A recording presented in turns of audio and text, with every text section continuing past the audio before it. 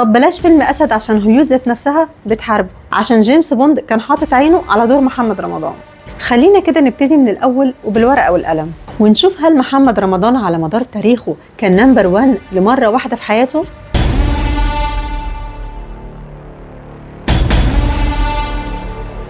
المفاجأة إنه مفيش فيلم واحد لمحمد رمضان في أي سنة من السنين كان مكتسح شباك التذاكر أو كان نمبر 1 أصلا، من أول فيلم واحد صعيدي سنة 2013 اللي جاب 16 مليون جنيه، واكتسحوا فيلم الفيل الأزرق لكريم عبد العزيز في نفس السنة ب 30 مليون جنيه، يعني الضعف. وبعدين اكتسحوا للمرة الثانية فيلم الجزيرة الجزء الثاني للسقا في نفس السنة ب 36 مليون جنيه، ده بالورقة والقلم.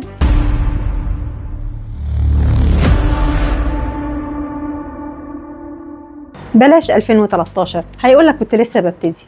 في 2017 قدم محمد رمضان 3 أفلام. الأول كان آخر ديك في مصر، حقق 9 مليون جنيه إيرادات، فاكتسحوا فيلم تصبح على خير لتامر حسني ب 27 مليون جنيه في نفس الموسم، يعني 3 أضعاف. بس رمضان ما سكتش، قام داخل بفيلم جواب اعتقال في نفس السنة، جاب إيرادات 16 مليون جنيه. قام اكتسحوا فيلم هروب اضطراري للسقا وأمير كرارة ب 55 مليون جنيه، يعني 3 أضعاف. قام رمضان ما سكتش، قام داخل بفيلم الكنز في نفس السنة فحقق 19 مليون جنيه إيرادات. قام اكتسحوا فيلم الخلية لأحمد عز ب 56 مليون جنيه، يعني 3 أضعاف. فالمفروض من باب الأمانة العلمية يسمي نفسه نمبر 1 ناقص 3 أضعاف. بلاش 2017، وحشة 2017. في 2018 قدم محمد رمضان فيلم الديزل فحقق 23 مليون جنيه، فاكتسحوا في نفس الموسم فيلم البدلة لتامر حسني ب 67 مليون جنيه، وفيلم حرب كرموز لأمير كرارة ب 57 مليون جنيه. يعني فيلم الديزل كان رقم 5 في إيرادات 2018 وعمره ما كان نمبر 1 أصلا. بلاش 2018. في 2019 قدم رمضان فيلم الكنز الجزء الثاني فحقق 6 مليون جنيه.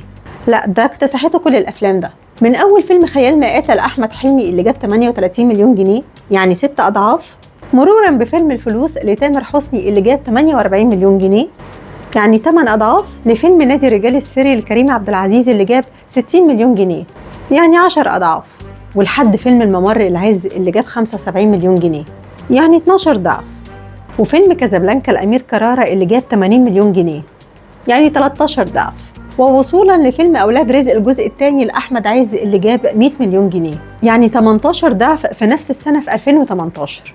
بس هو برضو عماد مأكد له إنه نمبر 1.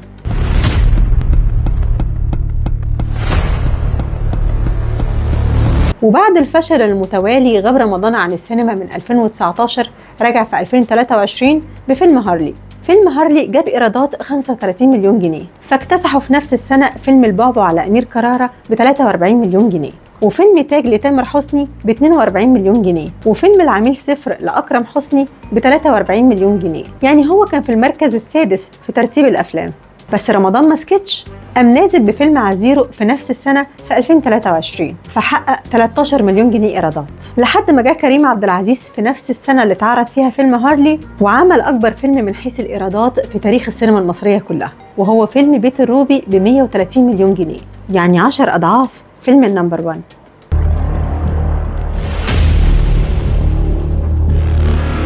ولما تيجي تبص كده نظرة أشمل تلاقي إن إجمالي إيرادات أحمد عز في السينما حوالي 608 مليون جنيه، غير شامل إيرادات فيلم 7 دوجز اللي محدش عارف هتوصل لفين. يليه كريم عبد العزيز بإجمالي إيرادات 550 مليون جنيه، غير شامل إيرادات فيلم 7 دوجز. في حين إن كل أفلام محمد رمضان اللي بيقول على نفسه نمبر 1 مجتمعة من ساعة ما مثل لحد دلوقتي ما جابتش على بعضها كده 120 مليون جنيه، تحديدا 119 مليون جنيه، غير شاملة إيرادات فيلم أسد.